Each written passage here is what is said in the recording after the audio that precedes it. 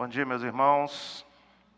Graça e paz da parte de Cristo Jesus. Amém?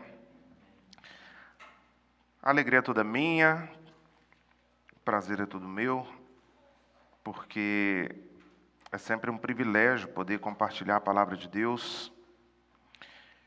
E nessa manhã, nesse dia tão especial, para nós reformados, para nós crentes no Senhor Jesus, onde nós estamos comemorando os 505 anos da Reforma Protestante, que é um marco da igreja evangélica. Algumas pessoas têm a tendência a acreditar que a Reforma Protestante marca o início da igreja evangélica. Você ouvirá por aí pessoas dizendo que a igreja evangélica se inicia, então, em 31 de outubro de 1517, mas isso não é verdade. O movimento da Reforma Protestante, ela marca, na verdade, um retorno à fé cristã, à fé que foi entregue aos santos, a doutrina dos apóstolos. Se você voltar os seus olhos ao livro de Atos dos Apóstolos, o evangelista Lucas vai narrar ali o início da igreja evangélica, o início da igreja cristã, onde os irmãos se reuniam para adorar o Senhor no primeiro dia da semana.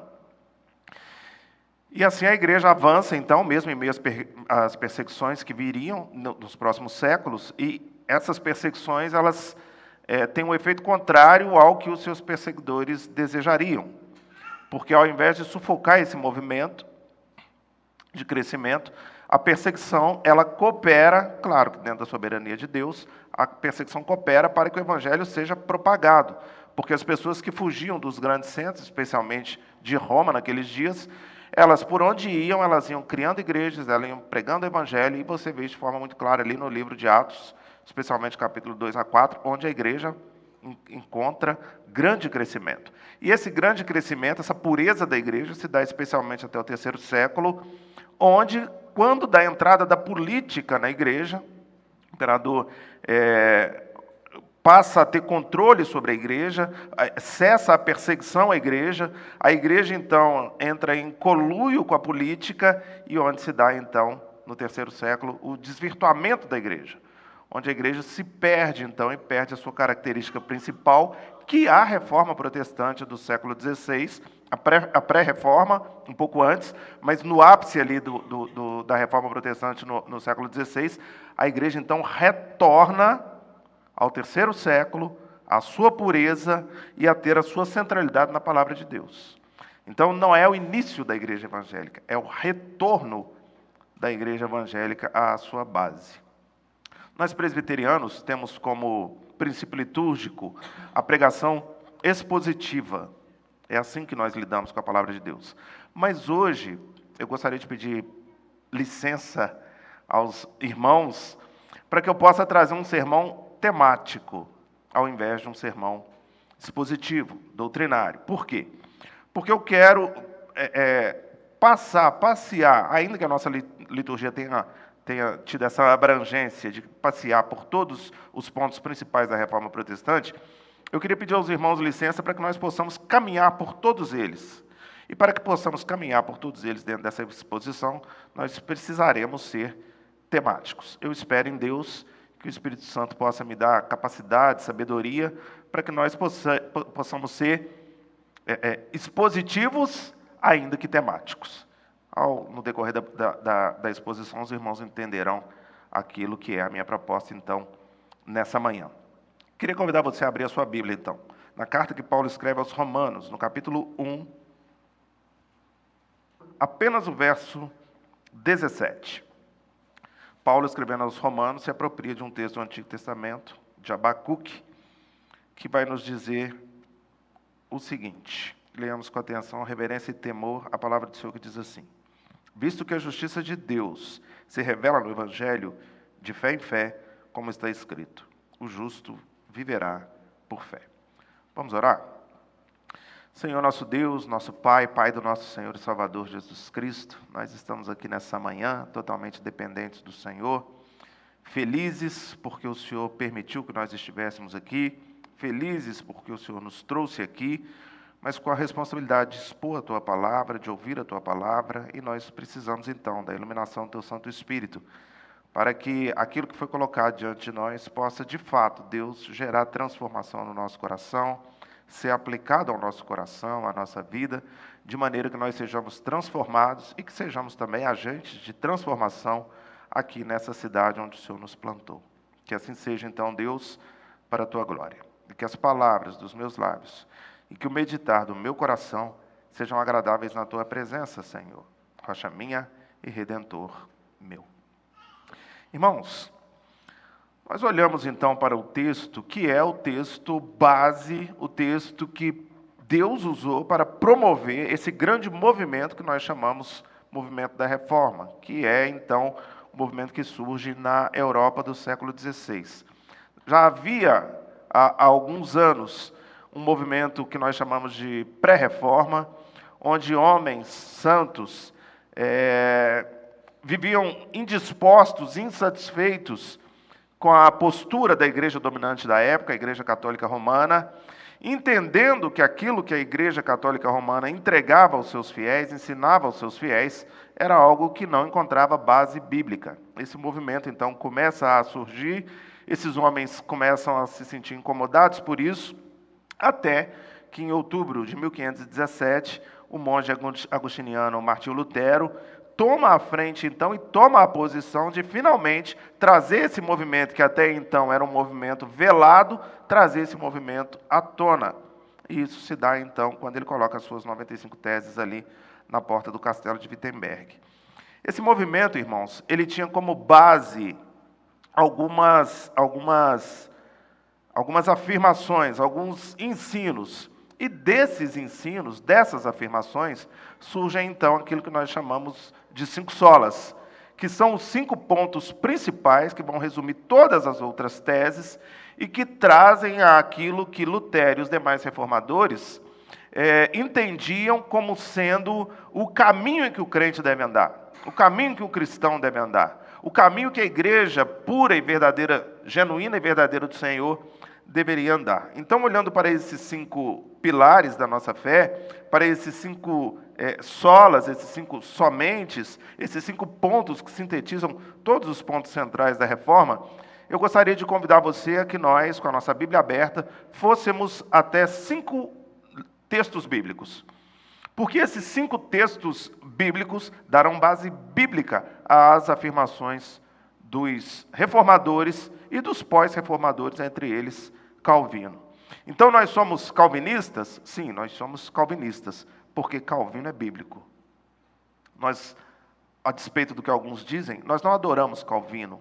E nós não seguimos uma doutrina calvinista. Nós seguimos uma doutrina bíblica, de onde provém a doutrina calvinista. Olhando, então, para esse texto de Romanos 1,17, e entendendo que o justo viverá tão somente por fé, nós podemos afirmar que o justo viverá por fé, porque ele crê tão somente na Escritura. Abra, por favor, a sua Bíblia em 2 Timóteo, capítulo 3, versículo 16. Nós só conseguimos viver por fé, porque nós cremos somente na Escritura. Só a Escritura é o primeiro, então, ou a primeira, então, das afirmações dos 2 Timóteo, capítulo 3, apenas o versículo 16. Toda a Escritura é inspirada por Deus e útil para o ensino, para a repreensão, para a correção, para a educação na justiça. Versículo 17. A fim de que o homem de Deus seja perfeito e perfeitamente habilitado para toda boa obra. Então, irmãos, visto que a justiça de Deus se revela no Evangelho, visto que o Evangelho é a justiça de Deus e o meio que Deus escolheu para a reconciliação dos seus filhos a Ele, Deus, nós só conseguimos entender isso e ter a compreensão desse fato porque nós vivemos firmados na Escritura e porque somente a Escritura é a palavra de Deus revelada. De acordo com a teologia da Reforma, nenhuma voz na Igreja de Cristo pode se elevar acima da Escritura Sagrada, que é inspirada pelo Espírito Santo para conduzi-la a toda a verdade. Então, a Escritura Sagrada está acima de todo e qualquer homem, de toda e qualquer cultura, de toda e qualquer igreja. A Escritura Sagrada, ela tem em si valor normativo para instruir o povo de Deus a respeito das suas decisões, porque toda a Escritura é inspirada por Deus. Então veja, irmãos, nos dias de hoje, já naqueles dias, mas ainda nos dias de hoje, nós precisamos conviver com pessoas que pregam e ensinam o relativismo. Pessoas que tentam adornar a Bíblia. Pessoas que tentam colocar a Bíblia numa situação inferior à doutrina dos homens. Pessoas que nos dizem, pasmem, que a Bíblia precisa ser atualizada. De que os dias se passam, os meses se passam, anos e eras se passam, e que a Bíblia precisa, então, acompanhar essas inovações. Os dias de hoje não são mais como os dias em que a Bíblia foi escrita, dizem e ensinam esses hereges. Irmãos, firmados naquilo que a palavra nos ensina, nós podemos afirmar categoricamente que a Bíblia jamais será desatualizada. Como diria o evangelista Billy Graham, a Bíblia é mais atual que o jornal que sairá amanhã, porque toda a Bíblia é inspirada por Deus, e Deus fala com o seu povo diariamente, todos os dias. Voltando os seus olhos para o texto de 2 Timóteo, no capítulo 3, Paulo escreverá ao jovem Timóteo, ao jovem pastor, àquele que o sucederia e que enfrentava grandes lutas pastoreando a igreja de Éfeso, uma cidade idólatra, pagã. Paulo ensina a ele que toda a Escritura é inspirada por Deus e que é útil, necessária para o ensino. Por quê? Porque apenas por meio da Bíblia, da palavra de Deus, os crentes no Senhor Jesus são instruídos. O Salmo 25, dos versos 12 a 14, vai nos dizer que ao homem que teme o Senhor, ele o instruirá o caminho que deve andar. E essa instrução do caminho que nós devemos andar se dá tão somente por meio da leitura sistemática da palavra de Deus. Irmãos, nós não acreditamos em caixinhas de promessa. Não sei nem se existe isso ainda. Existia algum tempo atrás, caixas de promessa, onde as pessoas abriam a sua Bíblia numa página qualquer, obrigado, meu irmão, numa página qualquer, num momento qualquer do seu dia, e o primeiro texto que lessem, o primeiro versículo que lessem, os instruiria a respeito das decisões que teriam que tomar no dia seguinte. Talvez você já tenha entrado em alguma casa ou conheça alguém que na estante da sua sala tem uma Bíblia aberta. Muito provavelmente no Salmo 28, no Salmo 23. Não há problema nenhum em estar com a Bíblia aberta na sua sala, tá, irmãos? Desde que você entenda, desde que você saiba o porquê dela estar ali aberta e a ineficácia daquela Bíblia aberta caso ela não seja lida e manuseada diariamente. Porque toda a Bíblia, toda a Escritura é inspirada por Deus e é útil para o ensino, para que nós possamos tomar as nossas decisões, para que nós possamos moldar o nosso caráter, para que nós possamos saber o caminho em que nós devemos andar, como diz o salmista, eu disse agora há pouco, no Salmo 25. Mas não uma leitura esporádica, rasa da palavra de Deus, uma leitura diária e sistemática. É o ferrinho de dentista, irmãos.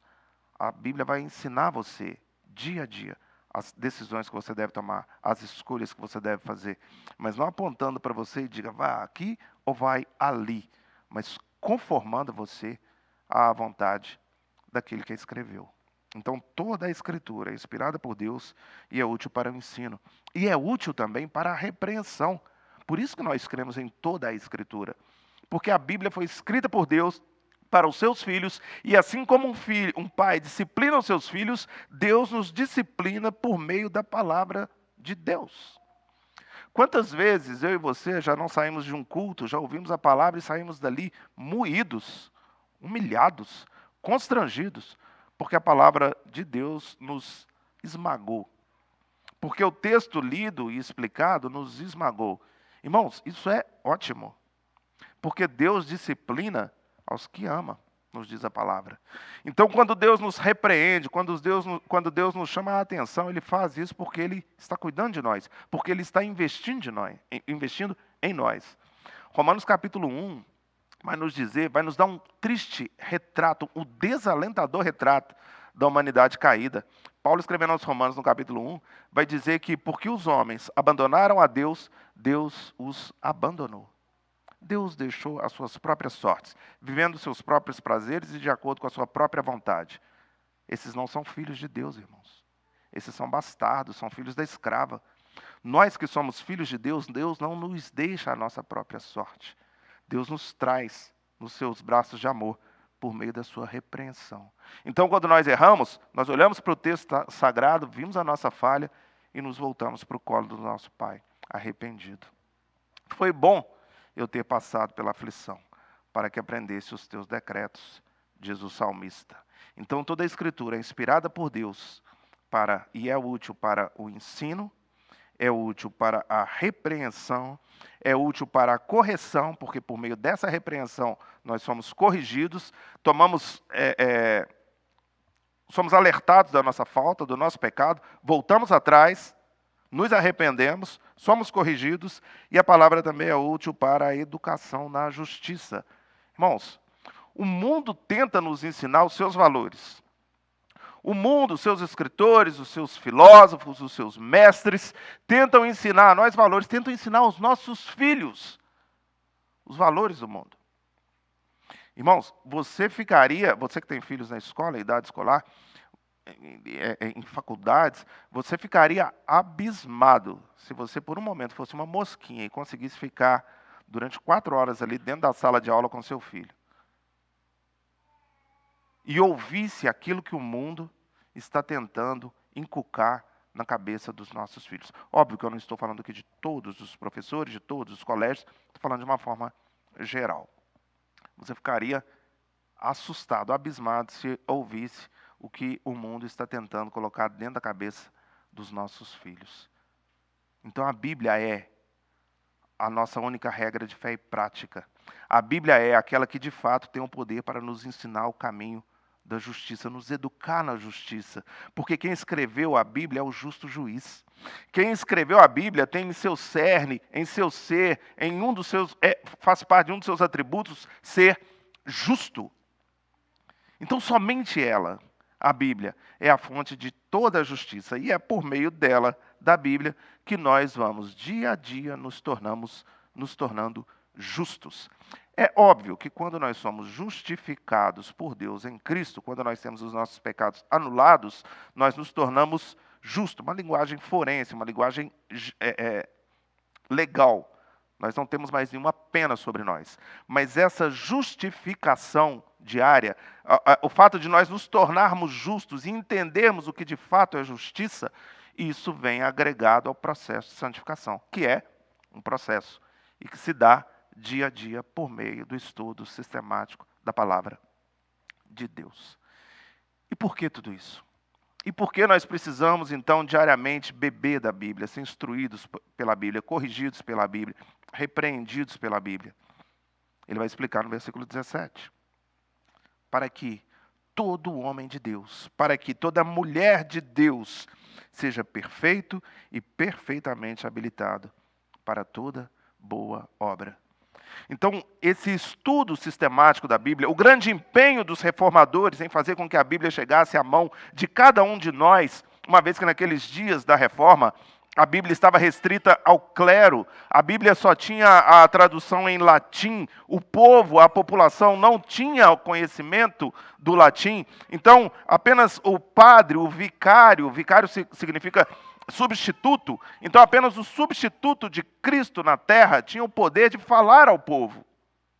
E o que ele falava era lei, e as pessoas não entendiam absolutamente nada do que ele falava quando da Bíblia aberta, então tudo que ele falava se transformava em verdade. Então isso faz com que os reformadores tragam à tona a verdade do sola Escritura. Todas as pessoas têm direito e têm que ter acesso à Escritura, para que elas sejam transformadas, versículo 17, e que se tornem perfeitas e perfeitamente habilitadas para toda boa obra. Deus está trabalhando em nós, irmãos, e essa era a grande preocupação dos reformadores, que nós tivéssemos uma Bíblia na nossa mão, porque é por meio da palavra que nós somos transformados. É por meio da palavra que nós chegamos à fé. O Evangelho é o poder de Deus. É por meio do Evangelho, então, que nós conhecemos a Cristo, nosso Salvador. E é por meio da palavra que, após conhecer a Cristo, nosso Salvador, nós somos preparados e nos tornamos perfeitos e perfeitamente habilitados para toda boa obra. Paulo, escrevendo aos Filipenses, no capítulo 1, versículo 6, vai dizer que Deus está trabalhando em nós e que Ele completará a boa obra. Talvez ainda, olhando para o seu próprio coração, eu olhando para o meu, eu vou pensar assim, mas eu estou muito longe de ser perfeito e perfeitamente habilitado para toda boa obra. Estou muito longe disso. E de fato estamos. De fato estamos.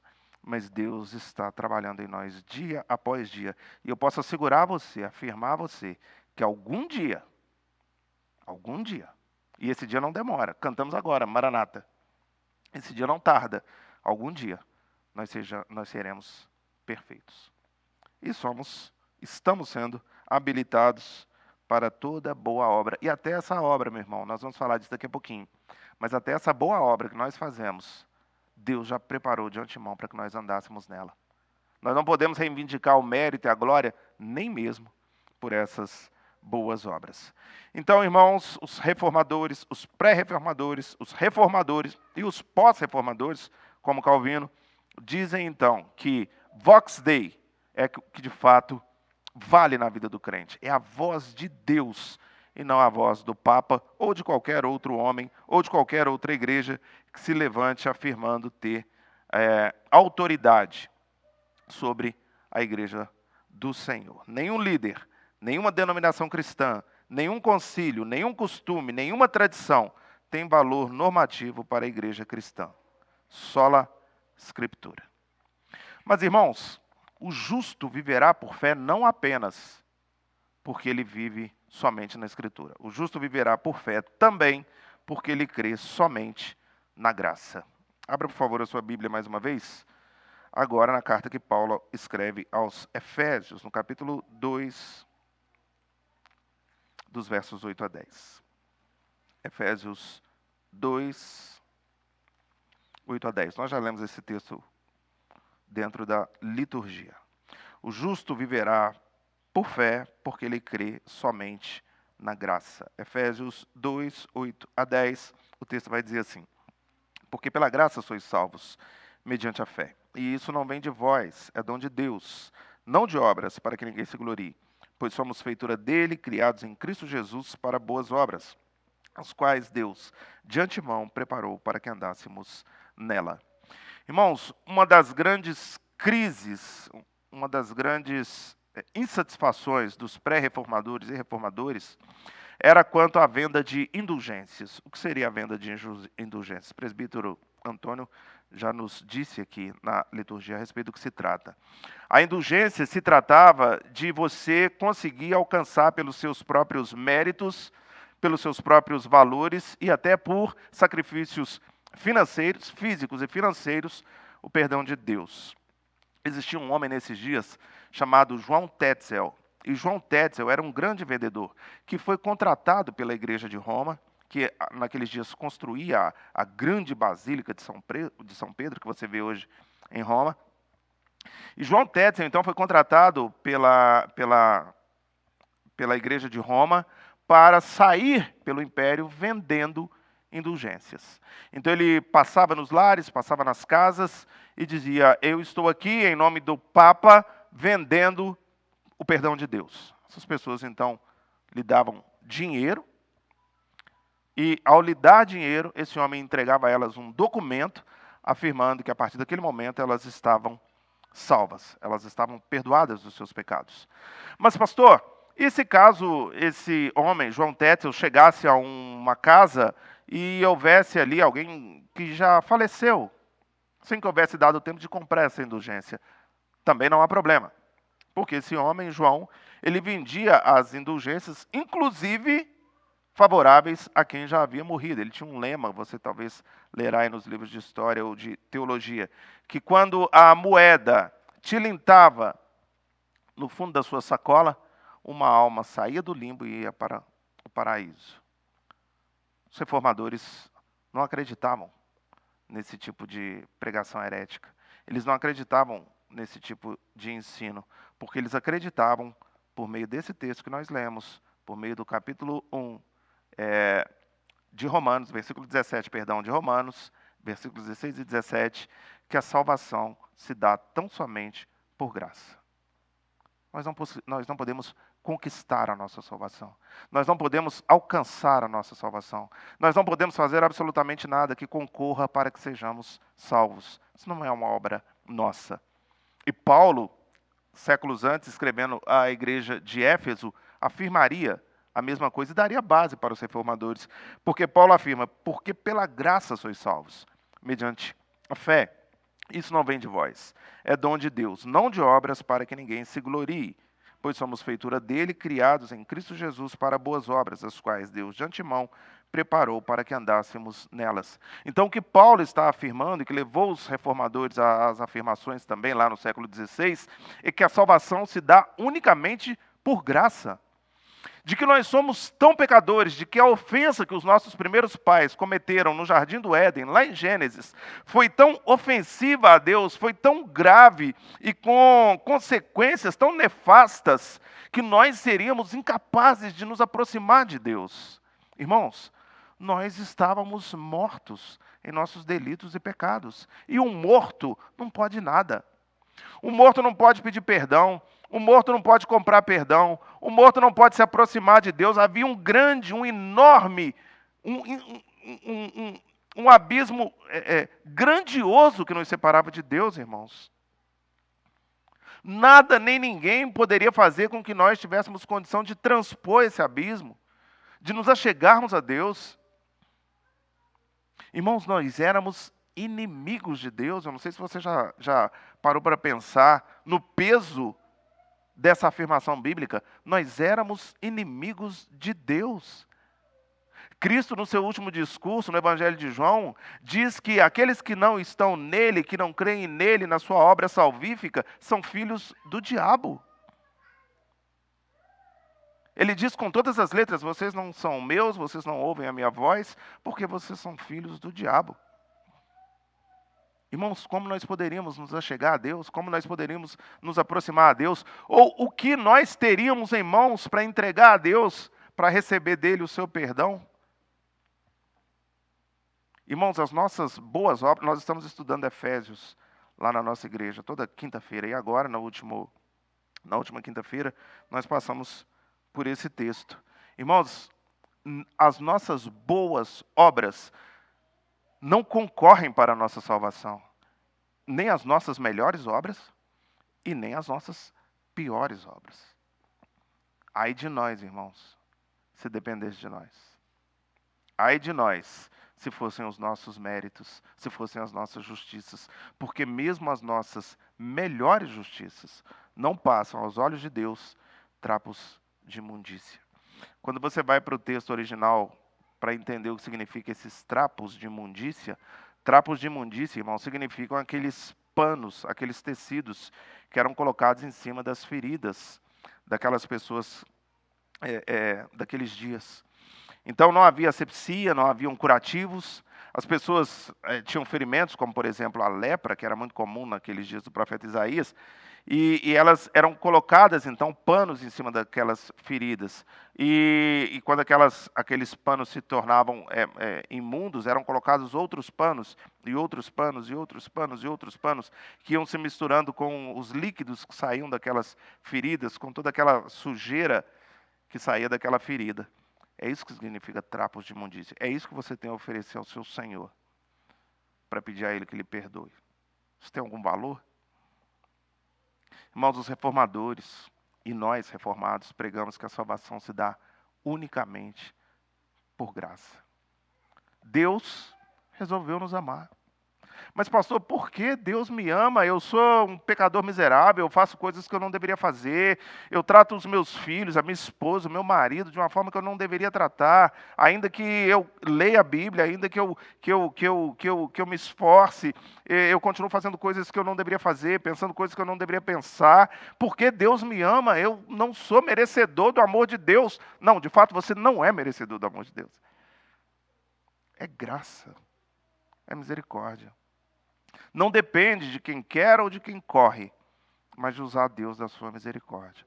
Antes da fundação do mundo, em algum momento da economia, em algum momento da eternidade passada, a economia da Trindade se reuniu, olhou para você, que nasceria séculos mais tarde, séculos depois, olhou para você e resolveu colocar sobre você o amor dele, dispensar sobre você a sua graça.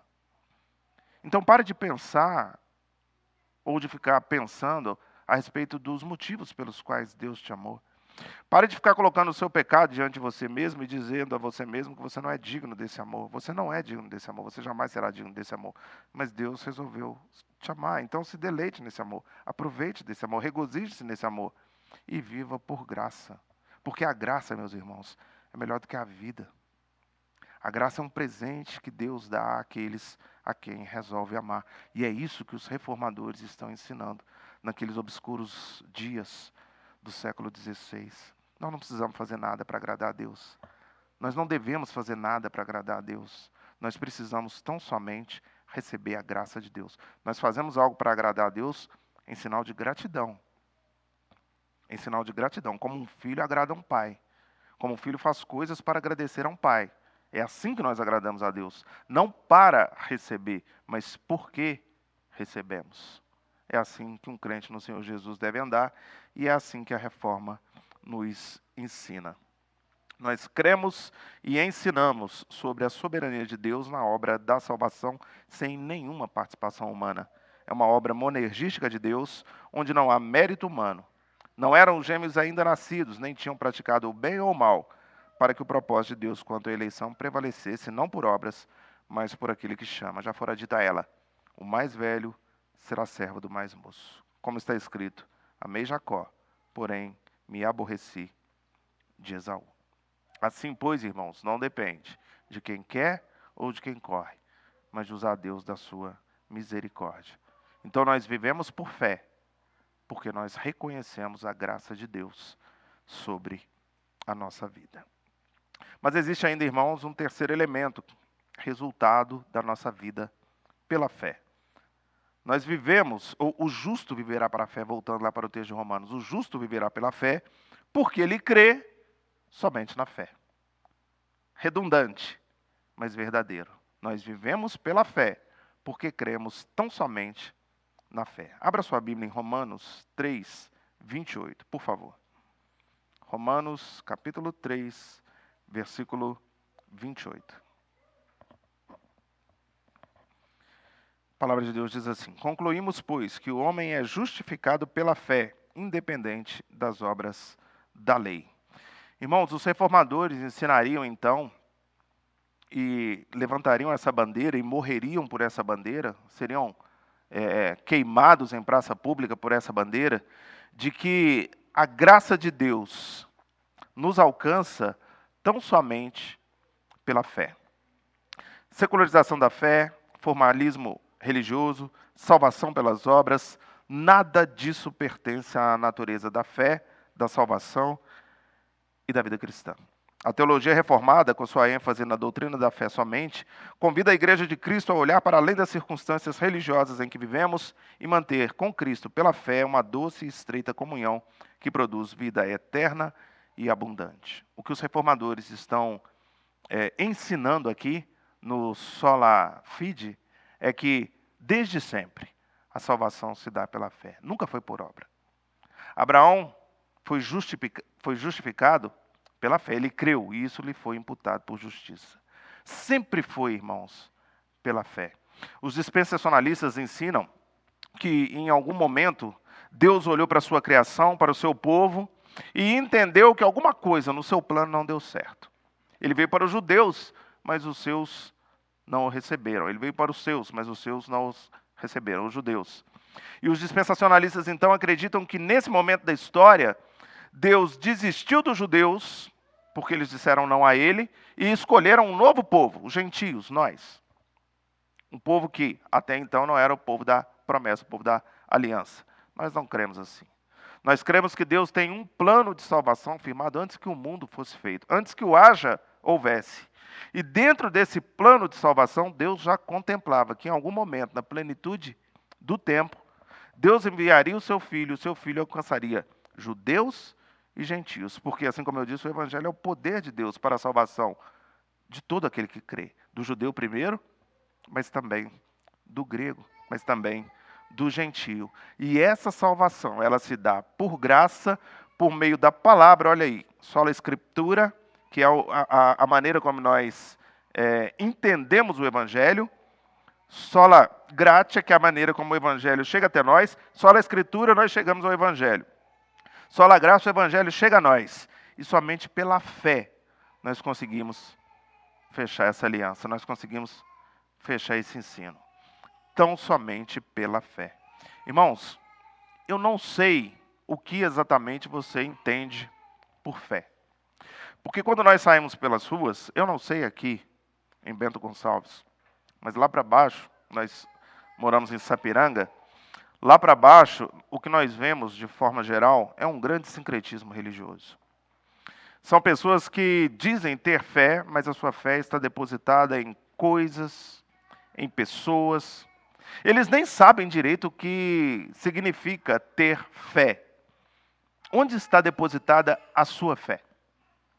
Onde você colocou a sua fé? Eu vou fazer uma afirmação aqui. Por favor, não se distraia no meio da afirmação, senão você vai dizer que teve um pastor herege aqui no dia 30 de outubro de 2022. Acompanhe toda a afirmação, mas ela é necessária. Irmãos, a fé por si só não salva. A fé por si só não salva. Esse é um dos nossos lemas, uma das nossas bases. A salvação vem pela fé. Mas a fé por si só não salva. Porque essa fé, ela pode estar depositada em várias coisas que são absolutamente ineficientes para meios de justificação. A fé só tem valor quando ela é depositada naquele que salva. Então a fé em si mesma não tem nenhum valor. A fé só tem algum valor quando ela está depositada no agente da fé, no autor e consumador da nossa fé, que é Cristo. Daqui a pouco nós vamos falar sobre os solos Cristos. Então, se nós cremos na pessoa certa, na obra certa, no sacrifício certo, essa fé muda a nossa vida. Agora, se a nossa fé está depositada nos nossos braços fortes, nos nossos diplomas, na nossa conta bancária, nas nossas boas obras, na nossa justiça, irmãos, pereceremos. Os reformadores estão ensinando aqui que sola fide, somente pela fé nós nos apropriamos dessa graça, nós nos apropriamos dessa salvação. Nós não podemos comprar isso. Naqueles dias, irmãos, nos dias da Reforma, as pessoas colocavam a sua fé no Papa, que assim como eu disse, era o substituto de Cristo na terra. As pessoas colocavam a sua fé em Maria, dizendo ser Maria a mãe da igreja, e que nós deveríamos, então, pedir à mãe, para que a mãe levasse, então, as petições até ao filho. Você já deve ter ouvido isso em algum lugar, ou lido isso em algum lugar. Pede à mãe que o filho atende. As pessoas colocavam a sua fé em coisas e pessoas que nada podem fazer por elas. Porque são ídolos. Ídolos que não têm nenhum poder, que têm olhos, mas não veem, têm ouvidos, não escutam, e que não têm poder de salvar ninguém. Maria, a mãe de Jesus, lá em Lucas, capítulo 3, salvo engano, Maria vai louvar a Deus e agradecer a Deus, porque Deus estava dando a ela, Maria, o seu Salvador. Na sua oração ela diz, bendito seja Deus pelo meu Salvador. Maria precisa tanto, irmãos, de fé em Cristo como seu Senhor e seu Salvador, ou precisava tanto de Cristo como seu Senhor e seu Salvador, quanto nós, para que fosse salva. Maria está agora, como todos aqueles santos do passado, aguardando a volta de Jesus, para que ela seja, então, levantada do estado em que está, para que ela possa ter o seu corpo glorificado e para que ela possa, então, gozar dos benefícios da morte do seu filho. Ela só é salva porque ela creu no sacrifício de Cristo, exatamente assim como eu e você. E é isso que os reformadores estão, então, aqui ensinando. Irmãos, a fé intelectual não salva. Não adianta você crer em Cristo só aqui. Ah, eu sei que existe um Cristo. Eu li sobre Cristo. A história fala que existe um Cristo. Esse Cristo é o meu Salvador, sim. Eu quero morar no céu e é esse Cristo que vai me levar para o céu. Isso não salva ninguém. O que salva é você crer que Cristo é de fato o seu Salvador, mas de que Cristo é também o seu Senhor. Porque você tinha um Senhor. E o seu Senhor era Satanás. E a palavra de Deus diz que Cristo foi até lá, que Cristo, não literalmente, obviamente, que Cristo pagou o preço do seu resgate, que Cristo pagou o preço dos seus pecados e que Cristo te trouxe, então, das trevas em que você vivia para a sua maravilhosa luz, para o reino do seu amor. Então você tem um Senhor. Se você não reconhece, não admite, não crê que Cristo é o seu Senhor, Ele jamais será o seu Salvador. E é por isso que você vê pessoas que professam uma fé diferente da nossa, dizendo que Cristo é o seu Salvador, quando de fato não é. Porque para Ele ser o Salvador, Ele precisa ser primeiro Senhor. Nós devemos nos submeter a Ele. Nós devemos obedecer a Ele. E aí sim, de fato e de verdade, Ele será o nosso Salvador. Então uma fé intelectual não salva, uma fé histórica não salva. Se você entrar numa faculdade aí de história, você lidará com pessoas que vivem no relativismo, que vivem na apostasia, até ateus, que talvez dizem, ou que afirmam não crer em Deus, mas que sabem que existe um Jesus. Que sabem que existe um Jesus, porque os livros de história registram. Existem vários e vários livros, à parte da Bíblia, que contam que naqueles dias andou pela Palestina um judeu. E contam a história de Jesus, à parte da Bíblia. Então eles sabem que existiu um Jesus que andou por essa terra dizendo ser o Messias. Mas essa fé, esse saber, esse conhecimento, também não salva. Nem a fé intelectual, nem a fé histórica. O que salva, de fato, é depositar a nossa fé na pessoa e na obra de Cristo. Esses já passaram da morte para a vida. Esses não verão a segunda morte. Tão somente pela fé. Irmãos, existe um tipo de fé que é a fé salvífica, a fé salvadora. E essa é colocada no seu coração quando você crê que Cristo de fato é o seu Senhor, pelo Espírito Santo. Nem a fé, até a fé é dom de Deus, né? Paulo falou aqui agora. Existe essa fé, e existe a fé que nos faz caminhar de fé em fé, passo a passo, crendo nas promessas do nosso Salvador. Nós, reformados, olhando para a reforma, olhando para o texto bíblico, acreditamos que essa é a maneira de nós vivermos. Tão somente pela fé. Sola fide. A fé que foi colocada no nosso coração e fez com que crescêssemos, e a fé que faz hoje com que nós estejamos aqui, reunidos, crendo naquele em que jamais vimos. Não é isso que Jesus diz a Tomé? Bem-aventurados os que não viram e creram. Quem são esses? Nós. Não vimos ao Senhor Jesus, mas cremos. Irmãos, a quarta afirmação, o quarto elemento, o quarto enunciado que nós podemos usar nessa manhã, então, dentro da nossa proposta, é de que o justo viverá por fé, porque ele crê somente em Cristo. Abra sua Bíblia, por favor, em Atos 4:12. Atos 4:12. O texto diz assim: E não há salvação em nenhum outro, porque abaixo do céu não existe nenhum outro nome dado entre os homens pelo qual importa que sejamos salvos. Então, o que os reformadores ensinavam dentro do Solos Christus é de que Cristo mais obras, Cristo mais sacrifícios, Cristo mais dízimo, Cristo mais qualquer outro tipo de coisa, serve apenas para destruir a obra que Cristo realizou por nós. A obra está completa, irmãos. Tudo que nós tentarmos agregar a essa obra de Cristo fará com que ela se dilua. Os diversos apêndices que o ser humano acrescenta a Cristo não mudam a realidade. Não há nada que possamos fazer para obter a salvação. E só a recebemos porque Cristo fez por nós tudo o que era necessário. Até a fé com que nós nos apropriamos dessa salvação é fruto da sua graça. Os reformadores refutavam a mediação de Maria na obra da redenção. Nós não temos mediadora, intercessora, padroeira, nós temos Jesus. E a teologia reformada sempre afirmou, com muito vigor, solos Christus. Irmãos, naqueles dias obscuros em que o Papa se dizia ser o substituto de Cristo na Terra, muitas pessoas depositavam na figura papal a sua fé, a sua crença e a possibilidade de salvação e redenção. Nos dias de hoje, ainda são assim. Muitas pessoas acham, acreditam, que elas podem cooperar com a sua salvação. É o que nós chamamos de sincretismo religioso. Por conta disso, existem muitas pessoas que vão para o monte orar. Existe algum pecado em ir para o monte orar? De maneira alguma. Desde que você saiba o porquê você está indo no monte. Desde que você não esteja indo comprar o favor de Deus no monte. Desde que você não ache que o monte é um lugar mais sagrado do que essa cadeira onde você está sentado agora.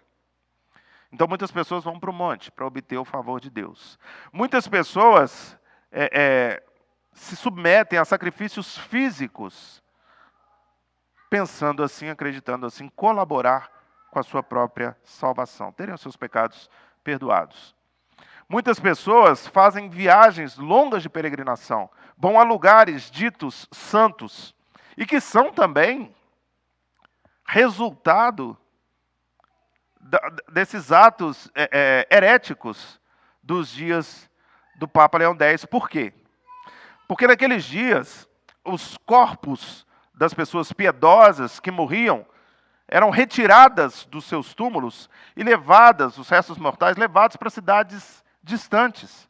E ali naquelas cidades distantes eram construídos templos em adoração àqueles lugares. Daí vem a base das cidades padroeiras, lugares santos, terras santas, vem desse tipo de prática. O que os reformadores diziam com toda a simplicidade, de uma forma muito clara de entender, e a Bíblia nos diz isso em vários e vários textos, é de que somente a fé em Cristo Jesus reconcilia um pecador arrependido a um Deus que é santo, santo, santo. O que Paulo está dizendo aqui, irmãos,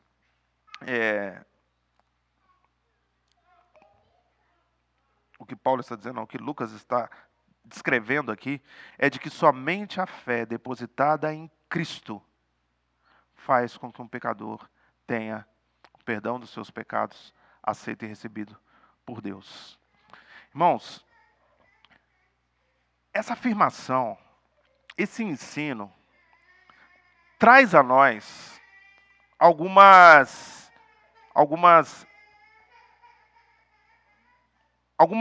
grau de responsabilidade sobre erros que nós temos cometido, mesmo com boas intenções. Mesmo com boas intenções. Talvez você já tenha feito evangelismo de rua. Talvez você já tenha saído pelas ruas de Bento, de Farroupilha, entregando um folheto, abordando alguém para dar uma Bíblia, e talvez você já tenha dito a essa pessoa que Jesus a ama, ao entregar a ela um folheto. Irmãos, isso é uma mentira. Quando nós entregamos a um pecador que está imerso em seus pecados, entrega os seus pecados, um folheto, uma Bíblia, e dizemos a ela que Jesus a ama, nós estamos mentindo. Quando nós dizemos a essas pessoas que Deus as ama, nós estamos mentindo. Só existe paz entre Deus e pecadores arrependidos que confessaram Jesus como seu único e suficiente Salvador. Deus ama aqueles que o amam. Então, quando nós entregamos um folheto, na melhor das intenções, a alguém na rua, nós poderemos dizer a essa pessoa que, se de fato aquela pessoa crê na nossa pregação, Deus a amará, mas não que Deus a ama. Deus ama de forma salvífica apenas aqueles que creem no seu Filho. Quem tem o Filho, tem a vida. E é isso que os reformadores pregavam e ensinavam. De que somente em Cristo nós nos aproximamos de Deus. Cristo é a ponte, o caminho, foi falado aqui também na liturgia, né? Cristo é o único caminho, a única verdade e a única possibilidade de vida para o pecador. Não há rota alternativa, não há atalho, não há outro caminho. Apenas Cristo, irmãos, é a rocha da nossa salvação. Ai de nós se não fosse Cristo. E por que nós somos beneficiados pelo sacrifício de Cristo? De forma muito rápida. Porque quando nós depositamos a nossa fé em Cristo, nós passamos a fazer parte da família de Deus. Quando nós depositamos a nossa fé em Cristo, nós iniciamos um processo que é chamado na teologia de união mística. Cristo e nós nos tornamos um só. E porque Cristo e nós nos tornamos um só, Deus olha para nós, vê Cristo e nos adota. E nos transporta para o reino do seu Filho amado. Então nós vamos para a doutrina da adoção, nós vamos para a doutrina da justificação, os nossos pecados são apagados, nós vamos para a doutrina da adoção, somos adotados por Deus, e aí sim Deus passa então a nos amar, porque nós somos um com Cristo. Apartados de Cristo, não existe amor, não existe perdão, não existe reconciliação, não existe justificação, não existe salvação. Ok? Então, a justiça de Deus se revela no Evangelho, de fé em fé, como está escrito. O justo viverá por fé. E ele viverá por fé, porque ele crê na obra salvadora de Cristo. Ele crê que o sacrifício de Cristo é suficiente, foi suficiente, para salvar toda a humanidade, toda a raça humana. Salvará toda a raça humana? Não, porque não é essa a sua amplitude. Não foi essa a amplitude desejada por Deus. Salvará todos aqueles que creem. Quando Cristo expira, irmãos, segundos antes da sua morte na cruz do Calvário, e diz ao Pai, está consumado, tetelestai, está consumado, está entregue, acabou a obra. O que Cristo está fazendo ali é olhar para cada um de nós, claro, primeiramente para os crentes que ali estavam, e por consequência todos os crentes que viriam depois daqueles, é olhar para nós e dizer, Pai, retira de sobre eles a sua ira. Eles se tornaram justos. Agora eles são aceitáveis. Pode entregar a eles o seu amor. Por graça, por misericórdia e por meio do sacrifício de Cristo. Amém? E finalmente, irmãos, então, o justo viverá por fé, porque ele crê tão somente na glória de Deus. 1 Coríntios 10, 31. 1 Coríntios 10, 31. Paulo escrevendo à igreja de Corinto, ou às igrejas de Corinto, vai dizer o seguinte: portanto, quer comais, quer bebais, ou façais outra coisa qualquer, fazei tudo para a glória de Deus. Qual era, quando da confecção desse sola deu glória, qual era a principal reivindicação dos reformadores? A principal reivindicação dos reformadores para esse sola é de que naqueles dias a adoração a Deus era feita de forma idólatra.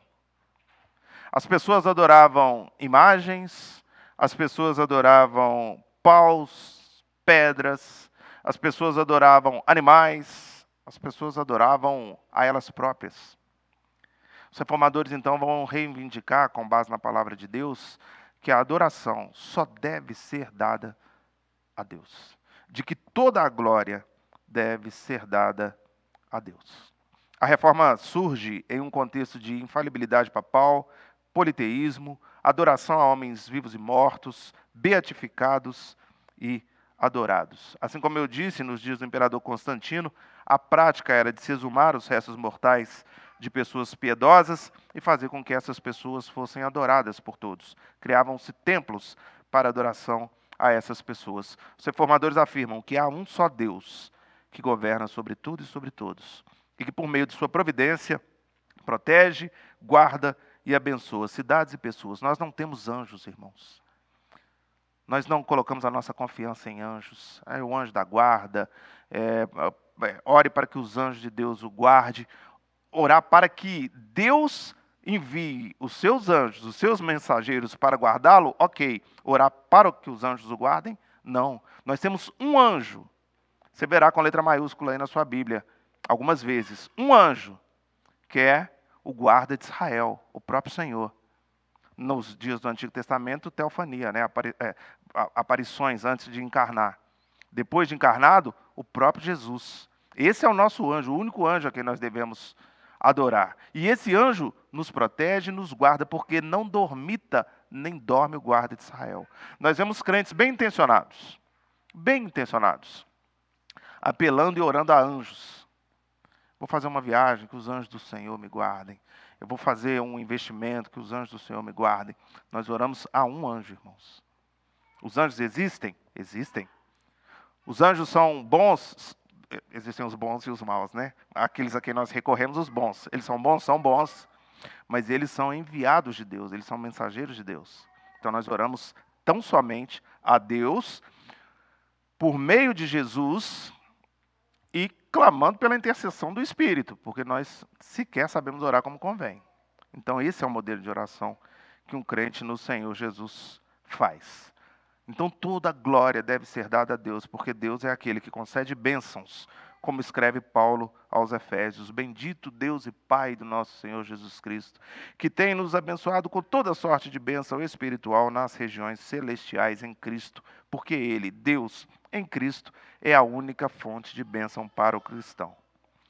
Nós devemos nos lembrar, irmãos, dessa verdade, não apenas quando somos convidados a agir de modo errado, porque nós somos muitas vezes convidados a idolatrar também. A idolatrar também. Talvez seja muito claro na sua mente, no seu coração, que você não pode se ajoelhar diante de um ídolo feito por mãos humanas. Isso é muito claro para nós. A idolatria não é um problema para o povo de Deus nos dias de hoje. Mas nós podemos pegar esse desejo que o nosso coração enganoso, desesperadamente corrupto tem de adorar alguém ou alguma coisa e transportar essa adoração para, por exemplo, badulaques bíblicos. Então nós vamos comprar uma arca, como era no Antigo Testamento, e vamos colocar na nossa casa, e aquilo vai ser um objeto de adoração. Nós podemos adorar, por exemplo, um pastor. Tem pessoas que adoram pastores. Olham para um pastor, ouvem um pastor e falam, meu Deus, um dia eu vou ver esse homem pregar pessoalmente. Um dia eu vou beijar o pé desse homem ainda, a mão desse homem. Nós podemos adorar um pastor. Nós podemos adorar, irmãos, filhos. Eu tenho um casal de filhos. Eu sei o que é isso, o risco que eu corro. De adorar o meu filho. De adorar minha esposa, minha futura esposa, caso eu fosse solteiro, né?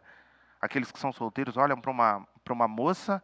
Aquelas que são solteiras olham para o rapaz e dizem, eu devo adorar somente a Deus, ao Senhor seja glória, só lhe deu glória. Mas essa moça ou esse rapaz por quem eu me namorei, tem uma proposta diferente daquela que Deus me faz. Está me oferecendo coisas diferentes daquilo que Deus diz que eu devo andar, dos caminhos que Deus diz que eu devo andar. Então, peraí, para que lado eu vou? E muitas vezes, esses jovens deixam a palavra de Deus, a instrução de Deus, o senhorio de Cristo, para se entregarem aos prazeres que esse jovem ou essa jovem estão lhe oferecendo. Isso é idolatria. Aquela pessoa se tornou seu Deus, ou o que aquela pessoa está te oferecendo se tornou seu Deus e tomou o seu coração. Então, fuja dessa ideia de que idolatria é apenas se prostrar diante de uma imagem de cerâmica e adorá-la. Existem muitos tipos de idolatria. E nós somos tentados muitas vezes a cair em alguma delas. Somente Deus deve ser adorado. Assim ao Rei eterno, imortal, invisível, Deus único, honra e glória pelos séculos dos séculos. Amém. Irmãos, concluindo então, 505 anos se passaram e a Igreja Reformada permanece com o seu compromisso de, assim como escreveu John Knox, não apenas reconhecer a glória de Deus, mas também de promovê-la. Homens como Lutero, como antes dele Agostinho, como John Stott, foram impactados pelo Evangelho por meio desse versículo que nós lemos, Romanos 1,17. Que esse versículo possa nos impactar também. Que esse versículo possa nos levar também ao mesmo espírito transformador, vivificador dos reformadores do século XVI. Mas para isso, nós precisamos aprender, colocar no nosso coração e ensinar para as pessoas que estão à nossa volta que toda a Escritura é inspirada por Deus e que está acima de toda e qualquer instituição ou tradição. De que a Escritura não está desatualizada, não pode nem deve sofrer qualquer tipo de alteração, pois é a palavra de Deus revelada. Céu e terra passarão, mas a palavra de Deus não passará. Nós devemos ensinar ainda que nós somos salvos por graça, favor de Deus, e não por méritos. Não é aquilo que nós fazemos. Não é aquilo que nós fazemos, mas é aquilo que Cristo fez. nós devemos aprender e ensinar que recebemos essa graça pela fé. E mesmo a fé não vem de nós, não é produzida por nós, é colocada em nosso coração pelo autor e consumador da nossa fé, Jesus Cristo. Essa fé, irmãos, devemos aprender e ensinar, nos leva a Cristo, a quem devemos ter ou em quem devemos ter os nossos olhos fitos, porque Ele, Cristo, é o único caminho, a única verdade e a única possibilidade de vida. Ninguém irá ao Pai senão por Ele.